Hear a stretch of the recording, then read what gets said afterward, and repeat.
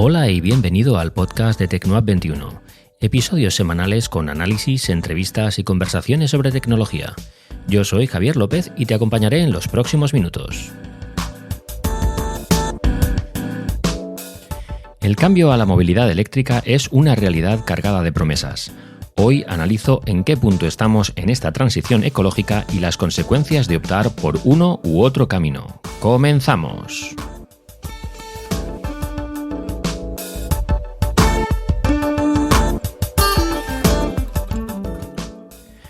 Vivimos una etapa convulsa para el planeta. Desde que la revolución industrial se implantó en Occidente, hemos visto cómo los niveles de CO2 de la atmósfera subían y subían de manera pausada, pero constante. Ha habido décadas peores, como los años 70 y 80, y otras mejores, como más o menos los primeros años del siglo XXI, en donde ya estábamos bastante concienciados con el tema del cambio climático. Pero de una forma continuada, como digo, la calidad del aire a nivel global ha empeorado. Esto es un hecho. Hemos estado centrados en la producción y consumo de fuentes de energía fósiles, principalmente el gas y el carbón, lo cual ya sabemos a ciencia cierta que es un camino sin retorno para hacer del planeta un lugar inhabitable para el ser humano. Y aunque esto es cierto, que la Tierra ha sufrido muchos cambios en su historia y que cada cierto tiempo estos cambios radicales se producen, lo queramos o no, el ser humano, aunque no vaya a poder evitarlo, sí que tiene un papel muy importante y decisivo en la calidad del medio ambiente en el que tenemos que vivir y con el que tenemos que lidiar. Y esto sí que está en nuestra mano. Si seguimos haciendo lo que hemos estado haciendo hasta ahora, no vamos sino a acelerar ese proceso de cambio y esto está claro que nos va a golpear muy duramente a todos los niveles. A nivel, por supuesto, medioambiental, pero a nivel económico, porque se van a generar grandes desigualdades entre diferentes países y esto va a generar en problemas, luego conflictos sociopolíticos. Al final es una cadena en la que estamos metidos, donde el medio ambiente es un eslabón muy importante y que va a condicionar el resto de eslabones. Básicamente, lo que hemos estado haciendo el ser humano en la Tierra es forzar a la Tierra a reajustar los niveles que nosotros hemos trastocado. Y la Tierra se encarga a su manera de corregir esos desajustes. Tenemos pruebas de que esto es así, ¿no? Y además son pruebas fáciles de percibir, ¿no? Porque las olas de calor extremo que hemos tenido este verano y que cada vez hacen que los años superen nuevos récords, o las lluvias torrenciales que llegan sin avisar, ¿no? Y esas peligrosas granizadas repentinas que también hemos tenido en España, son fenómenos climáticos que sí, no son nuevos, pero que cada vez se dan con mayor regularidad y además de una forma más imprevista y más virulenta. Entonces todo esto son muestras muy claras, síntomas muy claros del problema que tenemos entre manos. Estos son los hechos y además sabemos el porqué de estos hechos, es decir, no es ningún misterio. Y no solo eso, sino que hemos buscado y encontrado posibles soluciones a esos problemas. Es decir, hay gente trabajando en todo esto. Si quemar combustibles fósiles y emitir ingentes cantidades de CO2 a la atmósfera crea un efecto invernadero y eleva la temperatura de la Tierra, con el consiguiente deshielo de los polos y la extinción de no pocas especies, bueno, pues ya sabemos que la alternativa tiene que pasar sí o sí por cambiar esas fuentes de energía por otras más limpias. Es así de sencillo, ¿no? Hay que pasar del carbón y del petróleo y del gas a la electricidad generada por energías renovables que las tenemos controladas y que cada vez además optimizamos más los recursos que nos dan. Es decir, las placas solares cada vez son más eficientes, todas las fuentes por las que se consigue electricidad cada vez son más inteligentes, cada vez generamos mejor energía y más cantidad de energía y además cada vez somos capaces de transportar y almacenar esa energía de una forma más, como digo, eficiente, ¿no? En todo esto no hay nada nuevo. Ya tenemos, como digo, placas solares que además son capaces de alimentar hogares y empresas. Tenemos coches, motos, autobuses, camiones eléctricos para la movilidad urbana y de mercancías. Incluso ya hay modelos de barcos comerciales y de aviones impulsados por hidrógeno que no contaminan igual el medio ambiente. Y por lo tanto tenemos soluciones. Es decir, hemos buscado alternativas a los problemas que tenemos. Pero cambiar todo un modelo mundial de consumo de energía es un proceso muy lento que además conlleva muchos sacrificios por el camino y no es barato para ninguna de las partes implicadas. No es barato ni para los usuarios, que tienen que hacer sacrificios, ni para las empresas, que también tienen que hacer concesiones, ni para los proveedores, ni para los fabricantes.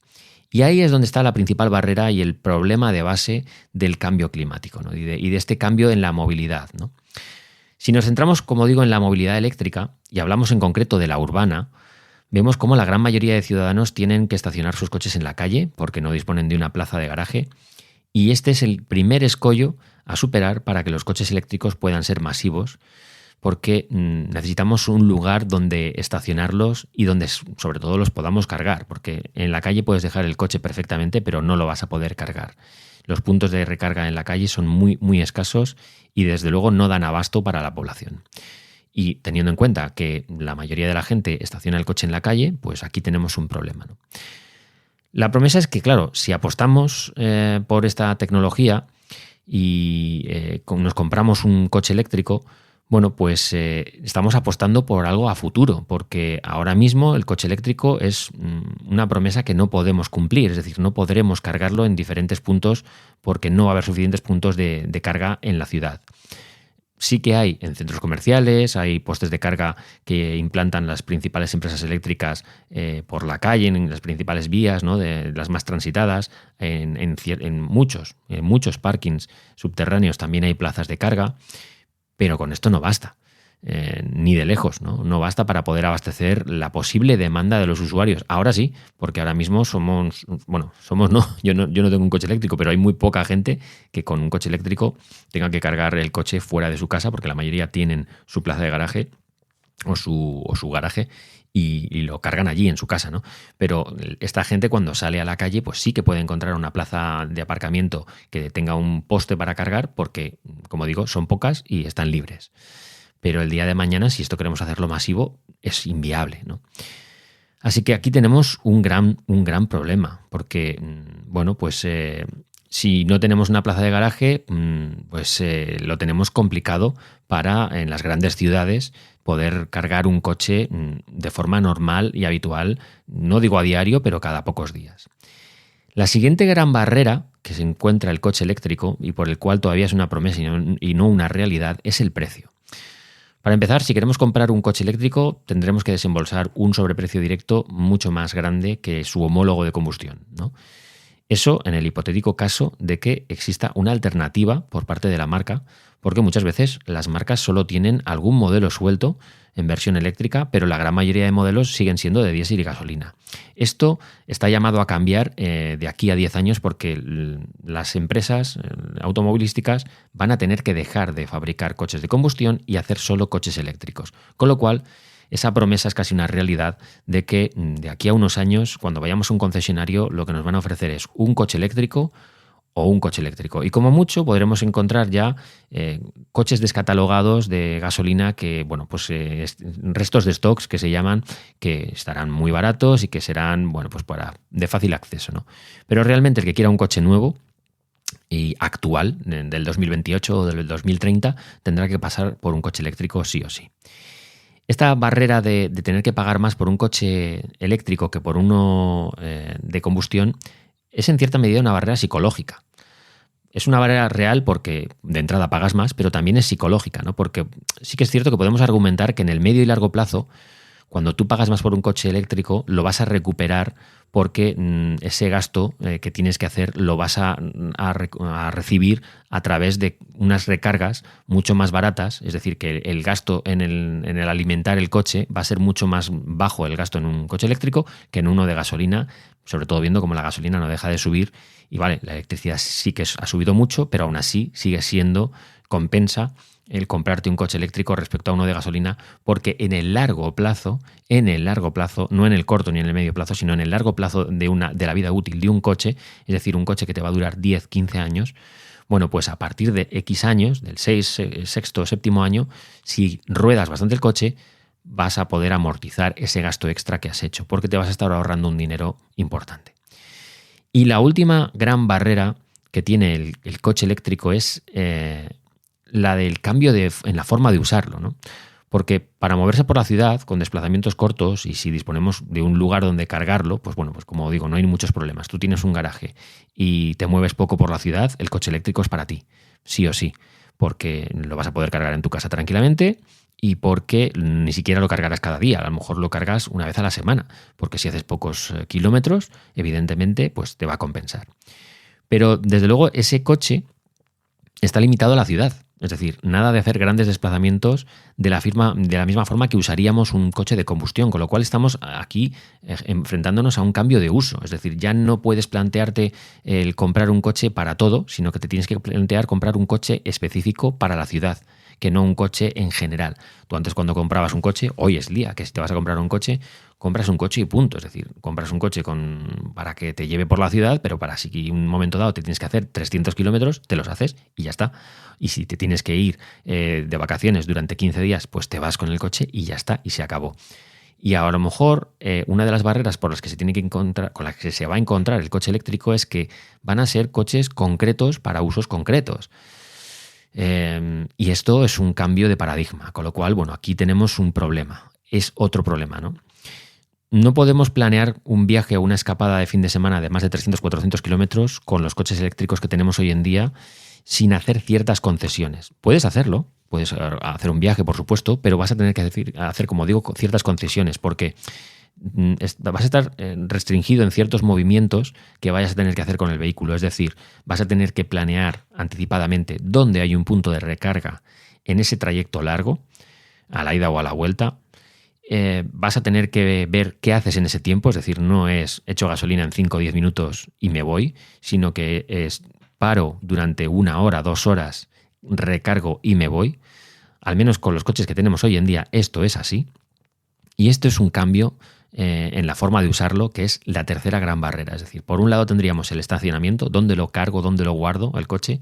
Por otro lado tendríamos el precio, que es otra gran barrera. Y por otro lado tendríamos la forma de utilizar el coche, que es la tercera gran barrera a la que se enfrenta el vehículo eléctrico, el coche eléctrico. Y ya mejor no hablamos de comprar un coche familiar para todo tipo de usos, porque yo creo que eso queda descartado para la mayoría de hogares, porque el precio de un coche eléctrico de gama media, ya no hablo de gama alta, ya no hablo de un coche de estos de 200 y pico mil euros, no, de gama media, el precio es prohibitivo. Para que os hagáis una idea, el Tesla Model 3, que se ha convertido en el coche eléctrico más vendido en Europa, tiene un precio base que supera los 50.000 euros. O sea, esto es gama media alta. Y ya me diréis quién se puede permitir el lujo de apostar por un coche de este precio, que sí, que te ofrece una autonomía, pero incluso es una autonomía reducida, es decir, no te da 800 kilómetros de autonomía. Todo lo que me estáis oyendo ahora, en estos 13 minutos que llevo, es argumentos negativos en torno al coche eléctrico. Y yo soy un gran fan del coche eléctrico, pero hay que poner las cosas como son, hay que exponerlas como son. Y la realidad es bastante negra ahora mismo, ¿no? En esta línea de este tipo de coches, hay muchos otros modelos que incluyen menos extras y menos cosas por más dinero. Es decir, aquí el Model 3 yo creo que se ha upado como el mejor en este segmento. Y estamos hablando de un coche de 50.000 euros. Pero claro, si tú miras alternativas de BMW o de Audi, pues te vas a esos precios o más y te ofrecen menos. Incluso Volkswagen tiene coches que rondan esa barrera psicológica de los 50.000 euros y no te ofrecen lo que te ofrece Tesla. De ahí que el Model 3 pues, se haya convertido en el vehículo más vendido eléctrico en Europa, porque también hay que tener en cuenta que dentro de los eléctricos, bueno, pues la gente maneja otras cantidades de dinero. No estamos hablando de coches de 10, 15.000 euros, que son utilitarios para moverse por la ciudad. Estamos hablando de otra cosa. Dentro de ese segmento, del de los utilitarios, el Dacia Spring, que es eléctrico, es el coche también más vendido porque realmente sí que encaja en torno a un presupuesto de 15.000 euros, más o menos, ayudas de por medio, ¿no? Que eso luego es un tema aparte.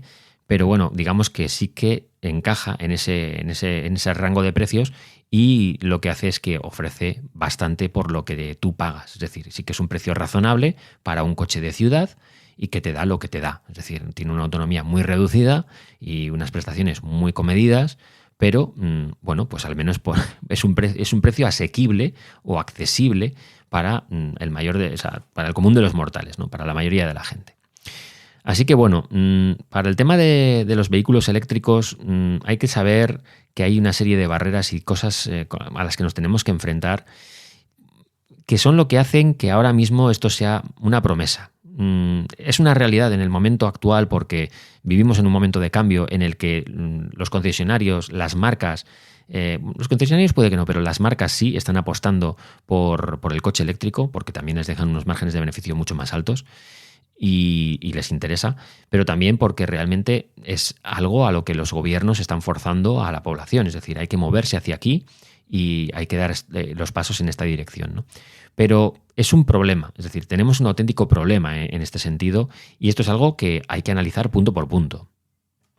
Yo creo que la realidad es que los vehículos eléctricos son perfectos para pequeños desplazamientos por la ciudad y bueno, a poco que nos busquemos un poco la vida, yo creo que sí que podríamos cargarlos con regularidad durante la semana porque estamos hablando de desplazamientos pequeños que hacen que no tengamos que recargar el coche todos los días, sino que aunque no tengas una plaza de garaje o un garaje, si tú tienes un coche que te da 250, 300 kilómetros de autonomía y tú te mueves en torno a 50, 30, 40, 50 kilómetros al día, bueno, pues a lo mejor tardas 3 o 4 días en cargar el coche y sí que a lo mejor puedes planificar, bueno, pues mira, una vez por semana o sí, más o menos una vez o dos como mucho por semana, me voy al centro comercial de turno o me voy al supermercado de turno y cargo el coche en la plaza que tienen disponible y me desentiendo mientras hago la compra, me desentiendo del coche y me vuelvo a casa con el coche cargado.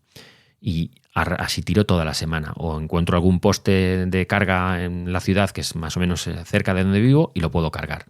En ese caso, yo creo que sí. Yo apuesto firmemente a que de aquí a 10 años podremos ver cómo los coches de gasolina y diésel salen casi por completo de los núcleos urbanos, si se diera esta casuística, ¿no? A ver, esto se acelerará cuando las administraciones blinden los centros urbanos para que sean peatonales o ciclables y que, como mucho, pues nos podamos acercar en coches eléctricos o transporte urbano, que por coherencia también debería ser eléctrico, porque el transporte urbano, el metro y el tren, pues sí, pero los autobuses también tienen que pasarse al eléctrico sí o sí desde ya. Bueno, pues ya sabemos que todo esto, cuando se empieza a multar a la gente por rodar por donde está prohibido, es cuando más se avanza en una dirección. Por desgracia esto es así, pero en este caso lo de la sostenibilidad ecológica va a ir a golpe de talonario y de sanción, ¿no? Si además de todo esto las marcas de coches dejan de vender coches urbanos de combustión, pues entonces sí o sí no nos vamos a ver otra que más que en el cambio real en las ciudades. Y veremos cómo todo esto empieza a cambiar rápidamente en cuestión de unos años. El gran problema para mí, yo creo que viene en los grandes desplazamientos o en la gente que tiene que salir para trabajar de su ciudad y tiene que irse a otra ciudad y moverse, hacer 200, 300 kilómetros cada día. Esta gente que necesita hacer muchos kilómetros sin poder pararse a recargar durante 1 o 2 horas, tienen un problema por el tema de las autonomías de los vehículos ahora mismo, ¿no? Cuando en una familia, por ejemplo, hay varios coches, pues puedes permitirte el lujo de que uno de estos esté condicionado por una baja autonomía, porque tienes otro grande que te cubre las espaldas para los grandes viajes. Pero cuando en casa solo hay un coche, pues necesitas que éste te cubra todos los posibles viajes que tengas que hacer. Y en ese caso, tienes que irte sí o sí a por un coche caro, muy caro, si quieres que sea eléctrico. O seguir apostando por la combustión, ¿no? Yo creo que también aquí hay una alternativa que pasaría por que en los grandes desplazamientos no tuviéramos un coche en propiedad, sino que alquiláramos un coche, ¿no? Porque a fin de cuentas, ¿cuántos viajes largos hacemos durante el año? Pues yo por desgracia pocos, porque son los que hago en vacaciones y no suelo tener muchas vacaciones y no tengo la oportunidad de irme mucho con la familia de viaje.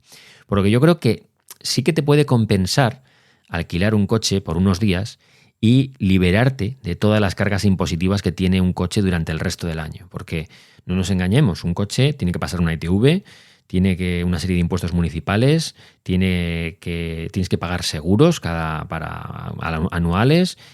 Bueno, pues tiene más allá de luego el consumo que tiene todas las semanas, ¿no? Entonces, hay muchos gastos asociados a un vehículo más allá de lo que es el me lo compro y lo alimento. hay muchos otros gastos que evidentemente con un alquiler puntual de un coche para una semana, 10 días, tú todo eso te lo ahorras. Tú te coges un coche en alquiler, además puede ser el coche que te dé la gana, porque tampoco se va a ir disparado de precio. Te alquilas un gran coche para 10 días para irte de vacaciones, con su seguro y con tal. Lo único que tienes que hacer es cargarlo o echarle la gasolina y ya está. Y te evitas el tener que hacer un desembolso enorme de miles y miles de euros por comprarlo y por mantenerlo, ¿no? En esto yo creo que también hay que cambiar el chip, porque claro, estamos acostumbrados a tener todo en propiedad. Y esto es algo que este nuevo siglo parece que está cada vez más en desuso. Ya nos hemos acostumbrado a pagar por suscripciones de cine, de series, por pagar suscripciones de servicios de música, por aplicaciones. Yo creo que a lo mejor ahora sí que es la hora de hacerse la idea de alquilar vehículos en vez de comprarlos. Al menos para ciertos usos. Para, como digo, casos concretos, ¿no? Yo, por ejemplo, todo esto lo tengo un poco asimilado porque, bueno, yo y todo el mundo, cuando viajáis en avión y llegáis a una ciudad, es muy frecuente, muy, muy habitual, sobre todo además en vacaciones, sobre todo en las transoceánicas, que no te puedes llevar el coche debajo del brazo. Pero cuando te vas lejos, pues llegas y te alquilas un coche en otro país, ¿no?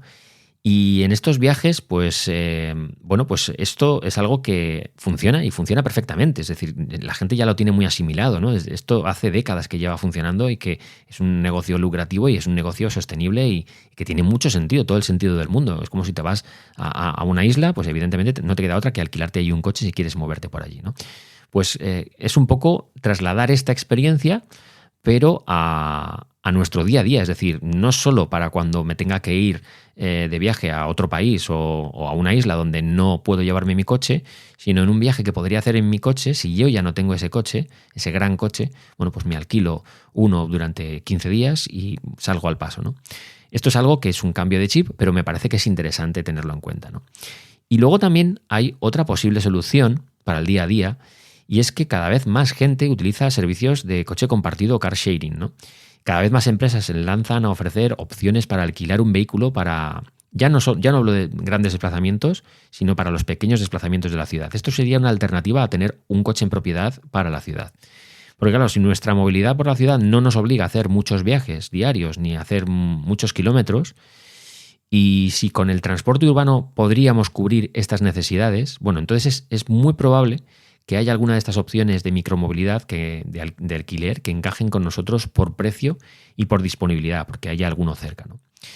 Ahora que tenemos un panorama tan fragmentado, con todo tipo de vehículos y opciones disponibles, donde hay carriles bici que además recorren el núcleo urbano de las ciudades, donde podemos utilizar patinetes y bicicletas eléctricas para hacer muchos kilómetros sin esfuerzo, o podemos alquilar coches eléctricos para trayectos sueltos, ni siquiera durante días, sino que yo lo cojo aquí y me bajo allí como si hubiera cogido un taxi, pero he cogido un coche eléctrico y es mucho más cómodo, ¿no? Bueno, pues y con los servicios de transporte urbano, que también no he hablado de ellos, pero han mejorado mucho en los últimos años y además, como digo, muchos son sostenibles y son eléctricos, ¿no? Pues yo creo que ahora no tenemos que comprarnos un coche sí o sí. Ahora ya hay más opciones, ¿no?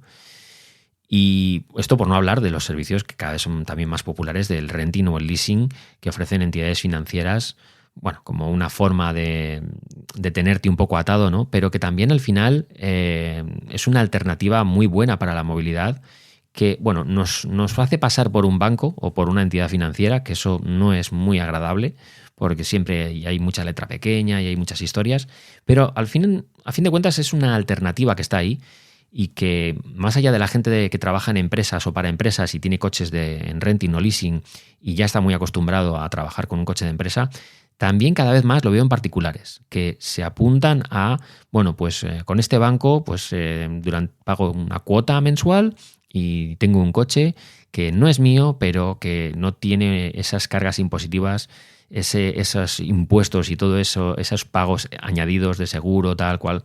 Lo tengo todo dentro de una cuota de suscripción, como un servicio de suscripción, y es cómodo, sobre todo es muy cómodo, ¿no? A la hora de desvincularte de un coche y cambiar a otro, porque a la gente también le gusta cambiar y no le gusta estar como antaño, 15, 20 años con el mismo coche hasta que ya se cae a pedazos.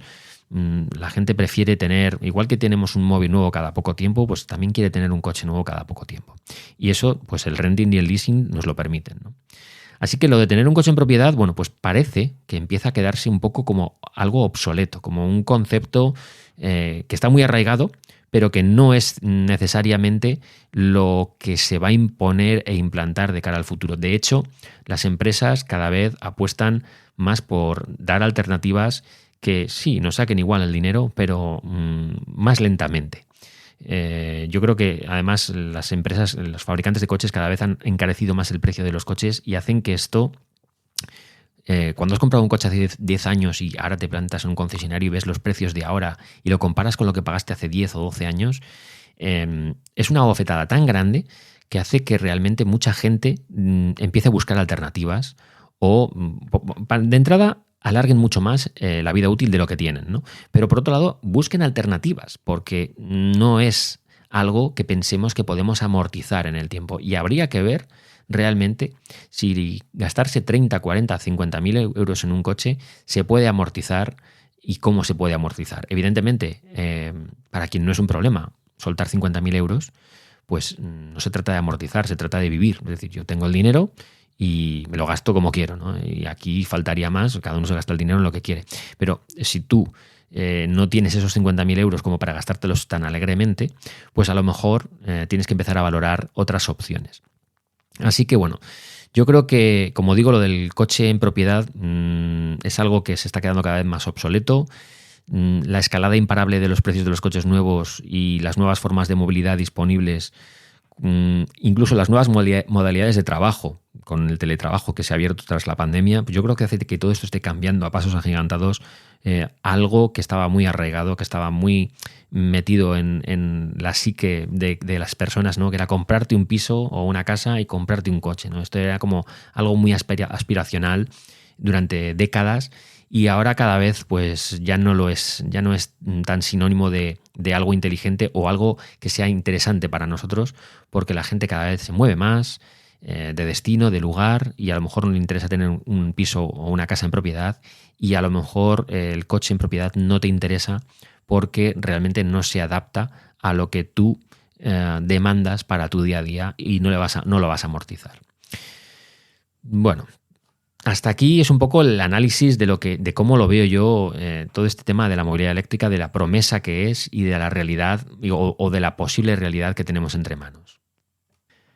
Es un debate que, bueno, pues yo creo que ya no solo está entre gasolina o eléctrico, que también, porque eso es un tema de ecología, sino también dentro de este problema ecológico yo creo que también es un debate entre comprar y alquilar, ¿no? Al final el principal problema o el inconveniente suele ser el gasto global, que supone hacer un desembolso fuerte en una compra. Los otros gastos que son más comedidos, como llenar el depósito o la batería cada semana, pagar los impuestos, el seguro obligatorio, todo esto de lo que ya os he hablado, que son gastos indirectos, o tener un lugar donde aparcarlo, pues son muchos gastos. Es que al final son muchas cosas. Ya no solo, incluso pensad en cuando tú tienes algo en propiedad, pues tienes tu coche y lo quieres tener limpio cada poco tiempo, y le compras ciertos extras, lo vas, no digo tuneando, pero sí adaptando un poco a ti, ¿no? Y cuando tienes un coche en alquiler, pues en cierta medida sientes que no es tuyo y tampoco te esmeras demasiado en eso, ¿no? Así que bueno, son muchos gastos al final del año y no digamos en el cómputo de la vida útil del vehículo. Por eso yo me pregunto hasta cuándo vamos a seguir así, ¿no? Hasta cuándo vamos a seguir con este modelo actual que se está quedando un poco obsoleto del comprar y tener en propiedad. Yo soy el primero que me lo planteo de cara a cuando se acabe la vida útil de mis vehículos. Tenemos en casa 2 y bueno, yo creo que ya están amortizados por los años que tienen, pero me planteo cuando tenga que comprar coche si realmente tengo que comprar un coche. ¿Y qué tipo de coche tengo que comprar? Al final son muchos interrogantes. Cada familia, cada persona tiene que hacer un análisis y un recorrido por todo lo que realmente representa el coche para él, qué uso le va a dar, qué sentido tiene y sobre todo también un poco ver su economía familiar. Es decir, en qué punto estamos, cuándo nos queremos gastar en esto y de qué manera esto lo vamos a amortizar. Porque no hay cosa que más nos guste a las personas que sentir que hemos amortizado algo. Da igual, lo que sea. Da igual que sean unas playeras, unas zapatillas deportivas, o que sea una televisión, o que sea un móvil, o que sea un coche. Queremos saber que cuando gastamos nuestro dinero en algo tangible, que lo hemos amortizado, que realmente eso nos ha dado un retorno que es inteligente para nosotros. No te lo planteas tanto en experiencias, es decir, en un viaje te puede salir mejor o peor, pero eso ya está un poco fuera de tu alcance, ¿no? O incluso cuando vas a comer a un restaurante y te gastas una pasta. Bueno, pues aquí entran muchos factores en juego. Ya no solo es que el restaurante sea bueno o malo, o la comida mejor o peor, es incluso cómo te sientes tú ese día y cómo te sienta la comida ese día, o cómo disfrutas un viaje, o si te han tratado bien o mal en un lugar, ¿no? Yo creo que eso ya es otra historia, pero cuando compramos algo tangible, físico, algo que podemos manejar, ¿no? Bueno, pues aquí sí que tenemos siempre, sobre todo cuando te cuesta ganar el dinero y no te gusta gastarlo a la loco, pues aquí sí que tenemos un debate sobre cómo gastarlo y cuánto gastar y en qué manera o en qué sentido esto nos da un retorno y nos hace sentir bien con ese gasto. De ahí que yo este episodio es un poco una traslación de todo lo que yo estoy pensando de cara a cuando yo tenga que comprar un coche o no, que por supuesto lo que sea que venga será eléctrico, eso sí que lo tengo claro. No, es un paso que no voy a dar atrás, es decir, no voy a mirar atrás, no voy a volver al gasolina o al combustible, y tengo muy claro que lo próximo que va a entrar en esta casa va a ser eléctrico. No sé exactamente muy bien si será en propiedad, si será en alquiler, si será en renting, cómo será, eso no lo tengo nada claro, pero lo que sí que tengo muy claro es que va a ser eléctrico, porque ese es un paso que yo creo que no darlo es contraproducente a medio y a largo plazo, porque tengo la sensación de que las administraciones nos van a achicharrar a impuestos y van a blindar las ciudades y van a hacer que la compra de un coche de gasolina o de combustible sea un lastre para la gente que lo tiene. Y si queremos acelerar esto, a la gente hay que empujarla y forzarla. Y bueno, pues esto va a ser así, es una realidad, va a ser así. Así que bueno, voy a dejar aquí el episodio, que ya se ha alargado muchísimo, he hablado un montón del tema. Espero al menos haberos generado ciertas dudas, haberos aportado cierto análisis sobre cómo están las cosas. Ya me diréis por redes, ya sabéis que podemos seguir la conversación en Twitter, donde tengo el perfil es @jlobmar, y tenemos un chat en Telegram por si queréis seguir la conversación por ahí, o por iVoox, donde también respondo los mensajes. Ya me diréis por estos canales qué opináis sobre el tema del coche eléctrico, de la movilidad eléctrica, si es para vosotros todavía una promesa, si es una realidad y ya estáis apostando por el coche eléctrico, y por qué. Porque aquí cada caso es un mundo, pero de todo se puede aprender. Sin más, disfrutad muchísimo de la semana. Ya sabéis que el viernes de la semana que viene habrá un nuevo episodio disponible en las principales plataformas de streaming. Disfrutad mucho la semana y nos vemos la semana que viene.